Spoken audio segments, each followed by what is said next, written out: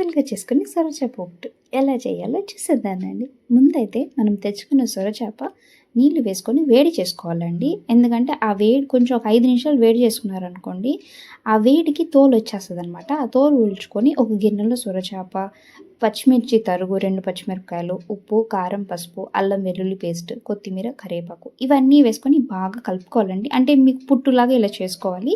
ముళ్ళులేం గుచ్చుకోవు, bone లానే ఉంటుంది, chicken bone లాగా సాఫ్ట్గానే ఉంటుంది. ఇప్పుడైతే మనం పోపు పెట్టేసుకుందాం.